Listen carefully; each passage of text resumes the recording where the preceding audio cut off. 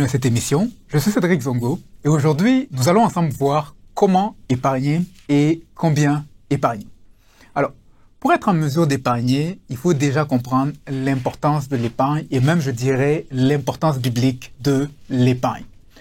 Je le dis parce qu'il arrive parfois que des personnes se sentent coupables d'épargner et me posent la question à savoir, est-ce mal d'épargner ?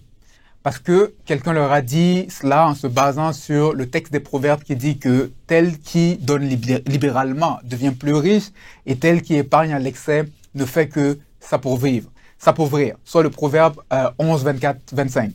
Et il est important en fait de comprendre que ce proverbe-là n'est pas en train de dire qu'il ne faut pas épargner ou qu'épargner est mal. Et c'est important de le comprendre. Ce texte-là parle de l'épargne à l'excès. Et donc, il n'y a pas une ligne tracée en fait qui permet de déterminer quand est-ce que l'épargne devient excessive. Et cela est normal parce qu'on n'a pas tous les mêmes objectifs de vie, de retraite, etc. Cependant, l'épargne devient par exemple problématique lorsqu'elle n'est pas accompagnée de générosité. Et tout ce que vous faites, c'est d'épargner et rien comme don. L'épargne aussi excessive lorsqu'elle est faite sans objectif. Mais si on se fie aux statistiques, la plupart des gens épargnent peu par rapport au niveau qu'elles devraient épargner pour assurer une retraite convenable ou réaliser en fait leur projet. Et donc, théoriquement, très peu de gens épargnent de manière excessive. La plupart des gens gagneraient à épargner un peu plus. Tout cela, en fait, pour vous dire que la Bible n'est pas contre l'épargne, mais au contraire, elle encourage l'épargne. Voici par exemple ce que le Proverbe 21-20 dit. Dans la demeure de l'homme sage, on trouve de précieux trésors et des réserves d'huile, mais l'insensé dilapide ce qu'il a. Et donc, selon les sages du livre des Proverbes, celui qui dilapide ce qu'il a, qui vit de chèque de paix en chèque de paix, il manque de bon sens, selon le livre des Proverbes. Le sage, par contre, fait des réserves d'huile. Il fait des provisions. Il épargne. En d'autres mots, le fait d'épargner, en fait, est un acte de sagesse selon la Bible. Et bien souvent, on a tendance à croire que lorsqu'on gagnera plus d'argent, alors, on épargnera.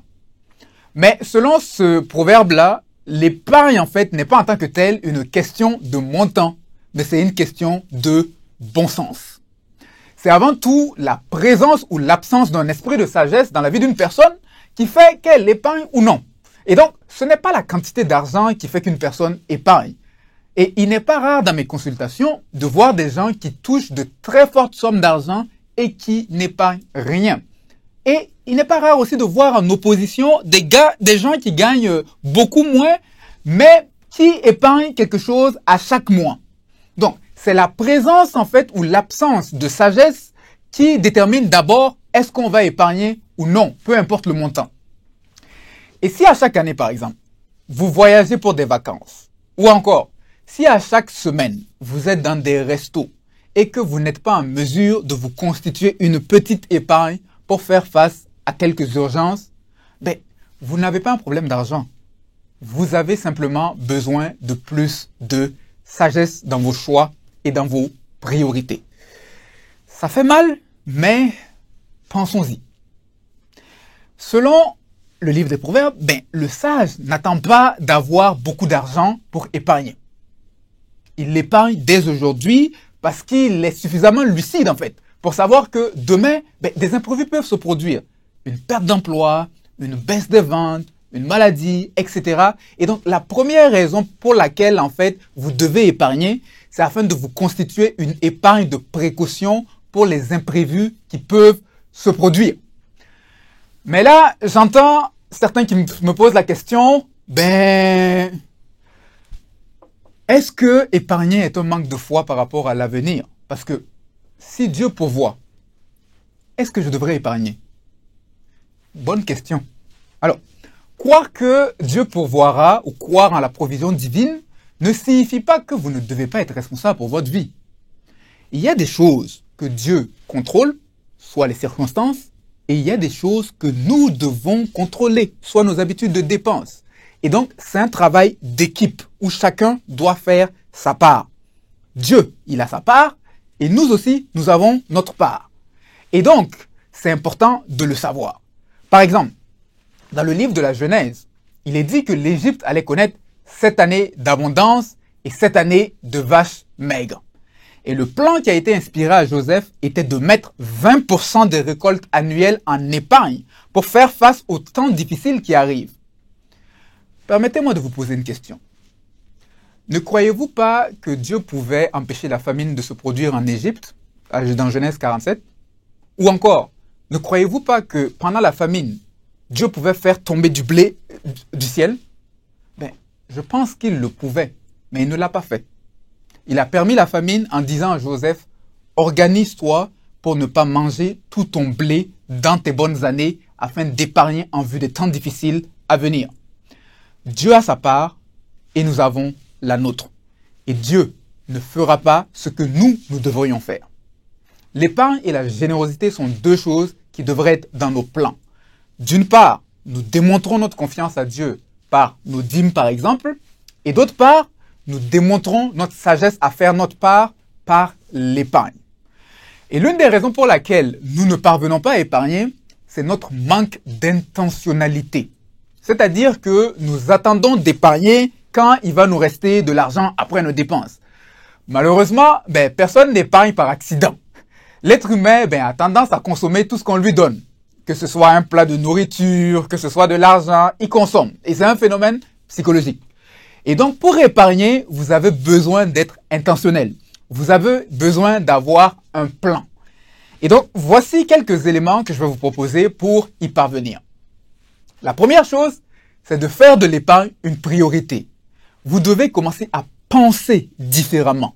En fait, au lieu d'attendre d'épargner sur ce qui vous reste, vous devez plutôt épargner en priorité et dépenser le reste.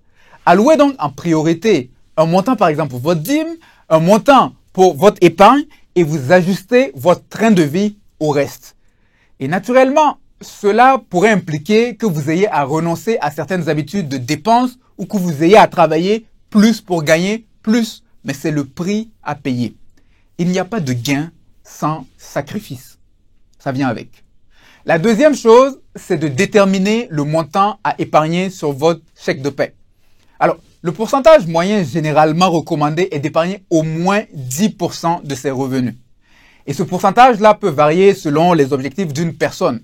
Si vous êtes par exemple dans la cinquantaine et que vous n'avez jamais épargné, vous aurez probablement besoin de mettre un peu plus ou de repenser votre retraite, repousser votre retraite ou continuer d'avoir un emploi jusqu'à un certain moment. Et donc, si vous êtes dans cette situation un peu, vous pouvez contacter un conseiller ou votre banquier ou utiliser différentes calculatrices pour déterminer en fait votre taux d'épargne selon vos objectifs que vous avez.